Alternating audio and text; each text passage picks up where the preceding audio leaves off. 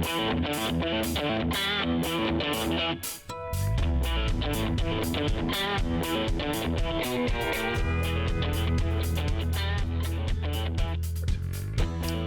to Power Politics, where we prepare you for your next political conversation. I'm Jeronimo Cortina. And I'm Brandon Rottinghaus. We're political science professors here at the University of Houston, putting our degrees to good work this week because it has been as insane as I think we've seen in a year in the week in politics. Yes. Let's dig in. Obviously, we've got at the very top of the ticket scandals that have rocked D.C., and they reverberate all the way to Texas. We have two representatives, Eric Swalwell from California, Democrat, and Tony Gonzales, Republican from Texas here, who have announced their resignations within 1 hour of each other. There was a bit of a, we'll take one of your scalps for one of our scalps. And so there's definitely like a trade happening there because both of them were embattled.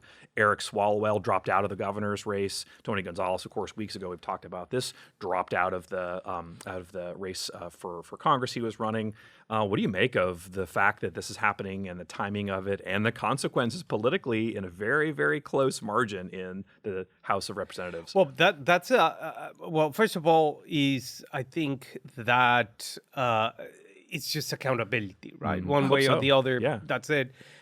Then the other issue was the ethics investigation, which it just. Right. We're still doing that. So why go through that, no? Yeah. Members, though, still are, right? In fact, we've talked a lot about how scandals don't matter. I've written about this. Right. But the kind of fact is that there are still scandals that are going on. Right. Members are surviving, right? Corey Mills is in the middle of this. The Health Ethics Committee is already kind of decided he's guilty of the things that they found him to be responsible for, and they're going to do sentencing basically this week. You also have a representative from Florida, Sheila Trilfus McCormick, who is in a similar position being investigated. And because there's a kind of parallel criminal investigation, we'll probably get hit with this too. So there's just a lot of scandals happening all at once. And it's honestly, at the end of the day, a question about whether or not this is going to upset the balance of power. I want to talk about the kind of general normative implications of what this all means in terms of American politics and the norms that we would like to have repeated, but it also has an effect just on like vote counts, right? Yeah. So how does it affect the way that the Republicans are going to try to run government when they're going to be down a vote for at least a little while? I don't know. No one knows, especially given the context, right? Yeah. You have seen some fractures in terms of what Republicans are willing to swallow coming from the White House. Yeah. So they're still, swallowing their pride and going with whatever the president wants. Yeah. But I think little by little, some Republicans are saying like, I don't know. Yeah. Let's worse. wait because, we're in March. Right. No, April. Well, no. And then suddenly it's going to be November here. You have a lot of races that are going to be competitive. Yeah, good point. And that makes their life completely impossible. And for the Speaker of the House, suddenly he likes to have recesses. So there's just go home. Yeah. Right. So we don't have to do anything, right? It's an impossible task. It's tough, yeah. And, they have to build a majority, which is hard enough anyway. So you've got a situation where you've got some people, Republicans, who are kind of out of the mix a little bit. Chip Roy, right, from Texas, running for AG in a pretty close race, which we've talked about a bunch. He's often campaigning in Texas, so he might miss votes. You've got Ralph Norman, who's running for governor in South Carolina, reliable Republican vote, but he can't often, meet those numbers. And so that's a problem for them to get the majority. Now you got one fewer seat because Tony Gonzales isn't going to be there. So this is just a real kind of, challenge for them. Gavin Newsom has called a special election for August 18th. So that's at least in the books. Greg Abbott has the power to do this too and has to figure out when they're going to have this. There have been controversies about the delays in calling an election, right? Yep. Greg Abbott for the Congressional District 18, where Christian Menefee now holds the seat, had waited for a long time to call the election. And it was in part because you have the same kind of balance of power issue. That to me is obviously something that is politically relevant here, and as we've been talking about, there's a need for them to be able to, kind of figure out the big picture here, right? It's a chess match, and you don't want to sacrifice, your kind of knights too early because you're going to need them when it comes to, budget fights. Trump has put deadline of June 1st on funding for DHS, and they might not make that deadline. Oh, yeah. Yeah, so there's a lot of things happening. And here in Texas, you open the possibility that now that Gonzales is out, right, you become or you make that a competitive race in November. Yeah, that's a good point. Yeah, that district is like a +7 Republican district, and so there's a chance that it could flip if you have it before November. There's a chance that, it could be much more competitive than expected, depending on how precisely it goes. The other thing to note is that like the Swalwell seat is like a +19 Democrat seat, so like it's very unlikely it'll switch, but obviously the kind of changing of personnel has implications. But I want to talk about the norms in politics, and I, spend norms where we try to, behave, and we try to commit to the golden rule, and at least be kind of civil to each other. I guess I see this as a plus, that we need accountability, and scandals help us to provide that accountability. The issue is that oftentimes it's very partisan, and you're still seeing the partisan implications of this, right? Democrats piling on to Gonzales saying, we knew all along. And so, Republicans, same for Swalwell, and it's actually hurting Ruben Gallego too, who's a friend of Swalwell and basically protected him and sort of stood up for him in times where, in the past, and now it looks like that might have been a mistake because Swalwell has this sort of other life that he was leading and doing awful things that needed to be kind of remedied, and they are now. So that's the good news. I guess the sort of I don't see this as a real change in terms of how these things operate because you still see scandal mattering. So like I said, you got Corey Mills, you've got Sheila, sort of this McCormick from Florida, who's, in the same position. Correct. They've been basically stretching out their longevity in office and will likely continue to do so even after they get this sort of, smack from the ethics committee. Mark Sanford is running for Congress again. He was like formerly disgraced governor. Then he left the governor's race, ran for Congress and won, then left Congress, and now is running for Congress again. Of course. Do scandals still matter? Like, yeah, they still do because we're seeing the impacts, but we're also seeing the fact that for a lot of politicians, scandals aren't, deal killers the way they used to be. Yeah. No, for sure. And the important thing here in terms of those norms is that they are being evaporated, right? And why is another byproduct of political polarization? Yeah. And as a matter of fact, I think we have a paper on that. Yeah, that's a good idea. Right? Yeah. No, somebody read a paper on that. Yeah. We did. I know. Yeah, we see basically that like partisanship hardens people's ability to see the problems in government, to sort of hold politicians accountable. So it doesn't happen all the time. And certainly in this case, I think the kind of, one of yours for one of our sort of strategy definitely meant that both of them were going to topple at the same time. Because if that hadn't happened, I don't think you'd see that, right? I mean, Congress rarely expels members. The last time they did was George Santos, and the time before that had been decades. So it's very rare. And so I don't know if accountability would have been on the table if it hadn't been like happening to both parties at once. So of course not. It's a conundrum, which makes scandals really hard to study, but also really fun to study. Yes, so they're fascinating, riveting. Speaking of scandals, what do you make of the craziest news of the week? Donald Trump versus the Pope, and then Donald Trump portraying himself as a doctor / Jesus Christ in a picture that was taken down, but that I think really rocked a lot of Republicans who looked at this very kind of askance and said, what is going on here? Yeah. What do you make of any of this? Well, is the president picking fights with left and right and left, center, up and down, whoever, right?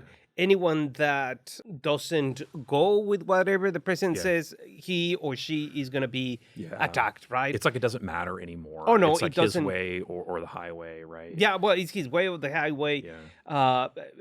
The Pope comment said, it was delusion of omnipotence in terms of the conflicts.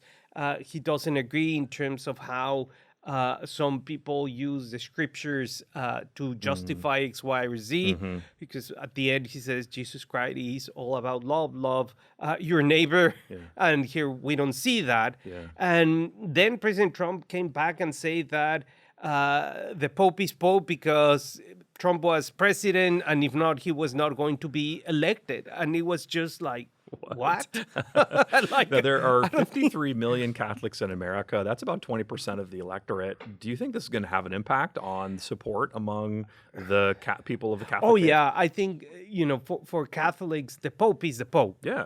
And it's a very powerful figure, right? These are like the two most important Americans, right? The Pope and Donald Trump. Yes, right? Like, and absolutely, and they're fighting. Absolutely. And I think that the past two popes, Francis and then Pope Leo, are in a very, I would say, let's call it this way, in a very are taking the teachings of the church, right? Especially when you go back to the 1960s, the Vatican II encyclica, whatever it's called, of social justice, of being nice to the neighbors, of creating development consciously, creating corporations having social responsibility, so on and so forth, et cetera, et cetera, et cetera, et cetera.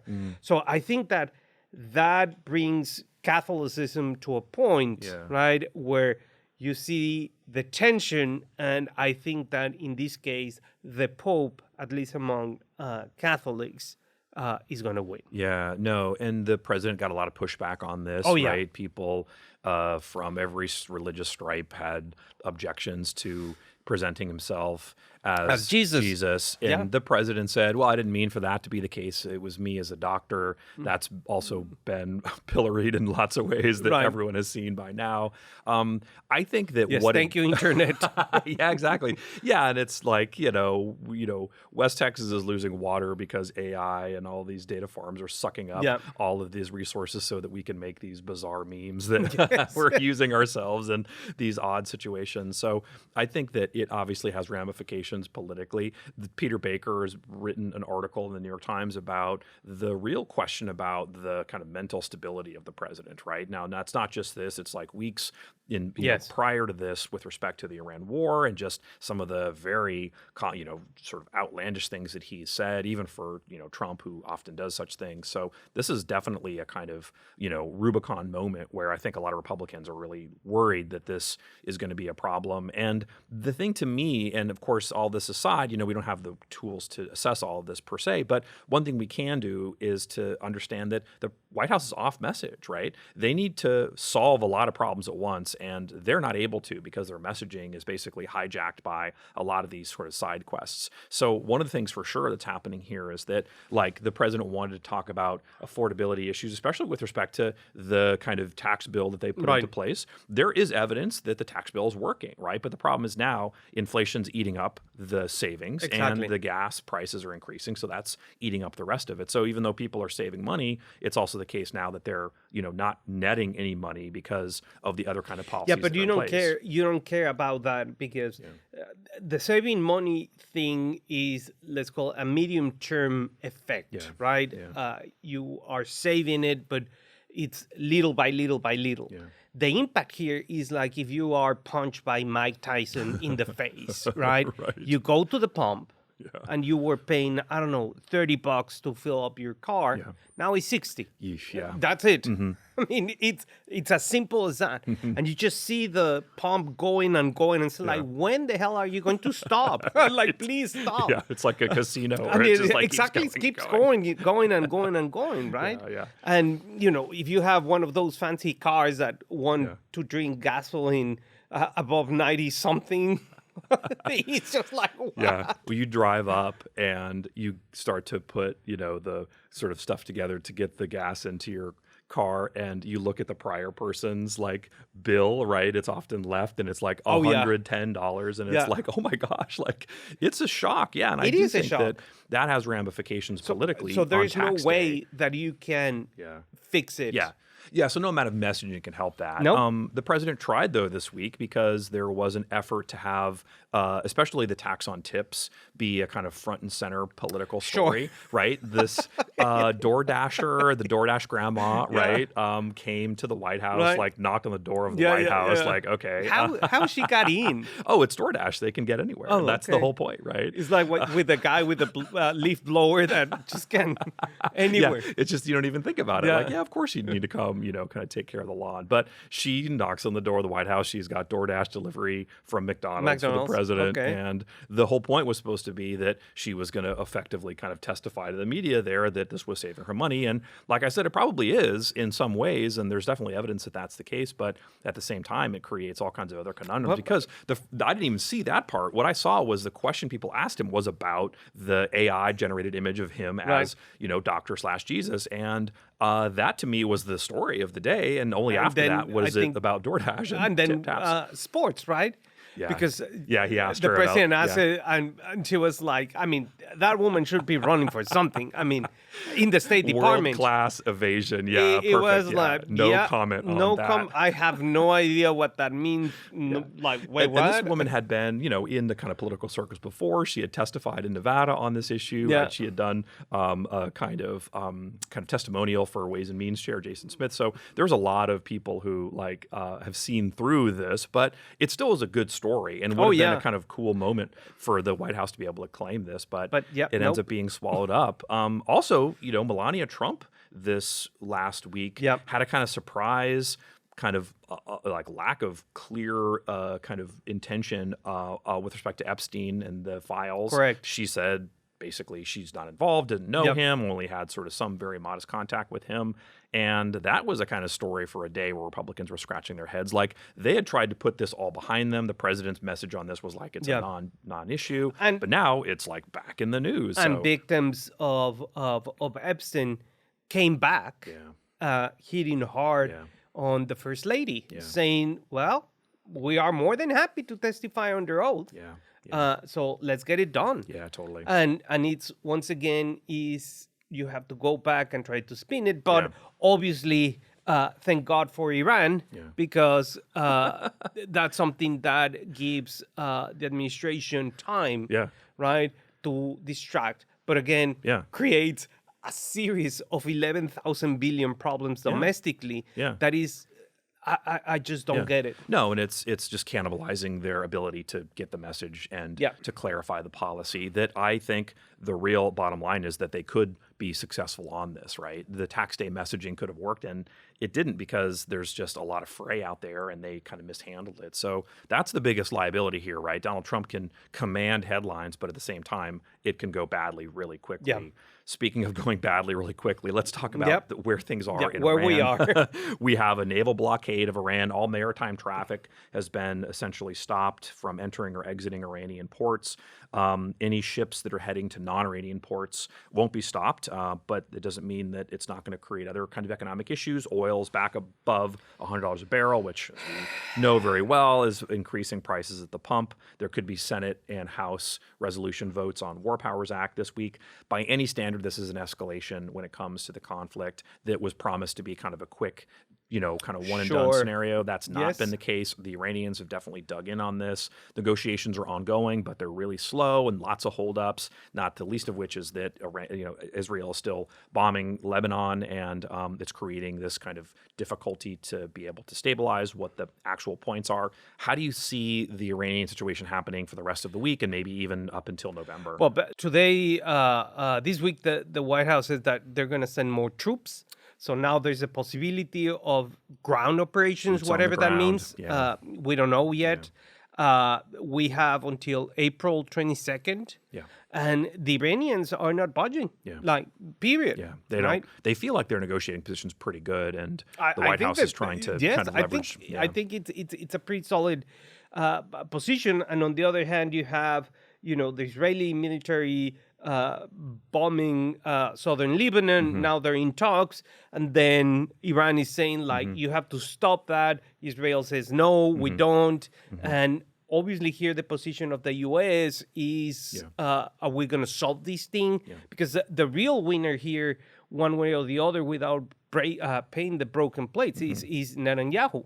I mean, he's the one that is winning all these mess, right? Yeah. Why? Because they're just throwing their hands up and say, well, I didn't do Iran like by myself. Right. Yeah, that's a good point. Right. Yeah. In fact, that's complicating things because you've got kind of two different powers who were sort of navigating this complex issue at the same time from very different perspectives. So that can create this just difficulty in terms of finding resolution here. Yeah. So as a political problem, it's ongoing. I think the two biggest concerns that the White House has is number one, will Congress limit war powers? Number two, what's the price of oil going to look like and how is it going to affect people at the pump? Now in Texas, Sid Miller has asked Governor Abbott to suspend the motor fuels tax, which is, many billions of dollars every biennium. It's a lot of money, but it's one way to be able to kind of, give people a bit of a break from these increasing prices. Canada has done something like this, so there's some precedent for this happening. I don't know if he will or not. Sid Miller and Greg Abbott, as we talked about a couple of weeks ago, are not exactly on the best of terms, but it is probably a solution that the governor has where you could probably try to limit the impact at the pump and maybe politically kind of settle things down a little bit. And then for the next biennium, I mean, Well, there's cushion in the Texas budget such that if they were to kind of pull back a little bit on that, they could probably make it. But I mean, there is cushion-ish. Right.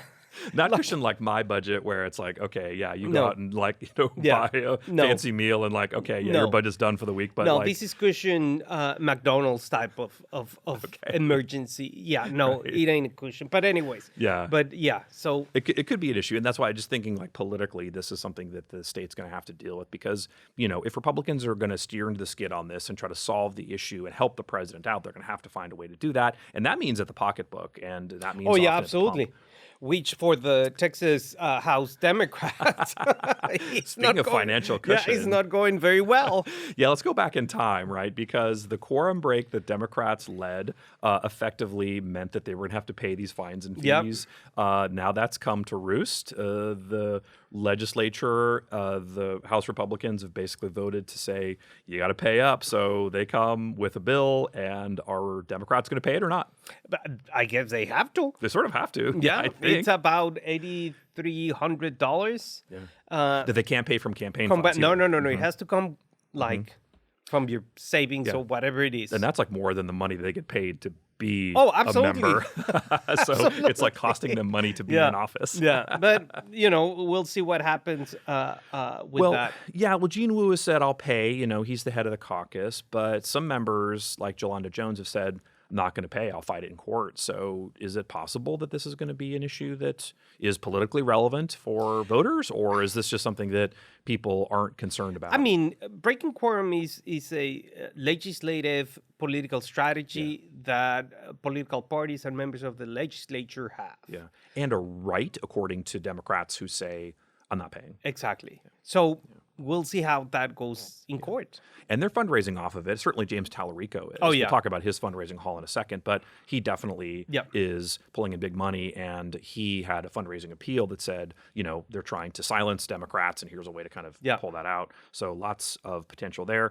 Let's talk about the House outlook, right? Dustin Burrows, Speaker of the House, and Dan Patrick have different ideas about this. Dan Patrick says alarm bells going off. They're not going to be able to hold the Texas House. Dustin Burrows says, we're fine, calm down. Who's right? I don't know. It's hard to know. Right? I mean, it's hard to know because, on the one hand, Democrats would need to flip, 13 seats? Yeah. The biggest they've done is 12 in 2018. So maybe. Maybe. Once again, is the context. We don't know if it's going to be 2018 2.0, as we have said. Gas prices, even if you get the tax rebate here in Texas, there is... the movement of prices is not automatically because we're not in isolation. Oil, gas is a global market. Yeah, totally. Price, supply, and demand. So it's not going to be just that easy. But I don't know. Yeah. It's. I think Lieutenant Governor Patrick is right in terms of sounding the alarm. Yeah. And I think that Burrows, in order to, politically speaking, maybe behind doors he's working hard, but outside he has to project a stance of I got it under control. Yeah. But there also, I think, a need for them to be very clear that like there is a danger here that they could lose badly. Like 18. Oh, yes. In fact, some of the same conditions are in effect where you've got suburban change, you've got swing voters leaning towards Democrats. So that was in 18 a recipe to gain a bunch of seats. Now the gerrymandering has changed this such that it may not be as easy to get those seats. Sure. You've also got a large number of members retiring, 29 or 24 members are retiring. That means potentially of the 14 Republicans that you've got open seats, and open seats are sometimes easier to snag. So that's of interest. Speaking of open seats, we've got the U.S. Senate race. A couple things to note. Number one, you've got John Cornyn saying he'll unify the party after by endorsing Ken Paxton. Ken Paxton was asked this week, would he do the same? And he said, yes, I would. Do you believe them? Will there be unity? Well, I don't know. I don't know. No. Party unity? No. We haven't There's seen going to be some bad blood, and, it's a tough race, so there's going to be some anger. All but right, fine. Yeah. Let's take their word for it, and let's see if... We'll see. I mean, it's going to be fine. I endorse you, and then just walk away. And then forget about it. Right? Go golfing or something. Right. Well, one thing you can't forget about is James Talarico's unbelievable money haul, $27 million. This outpaces Alred's 24 record. The current record is $57 million by Jamie Harrison in South Carolina in 2020. This was before O'Rourke's $38 million boost in 2020 or 2018. Now remember, those are all third quarter numbers, not first quarter numbers. These are first quarter numbers. This is an insane amount of money. It is. It's going to change the dynamic of this race. Does it help the Democrats put it in play? I guess. Yeah. Chuck Schumer is like, we're going to pick up 8 seats, and people are like, 8 seats? Like, you're including Texas? Okay. I mean, because in the context of everything, there are a lot of races all over the place that are competitive, and Democrats are very wishful in terms of what could happen. Trending blue. But we're going to talk about those races next couple of weeks and give you a whole entire context. I'm Jeronimo Cortina. And I'm Brandon Rottinghaus. The conversation keeps up next week.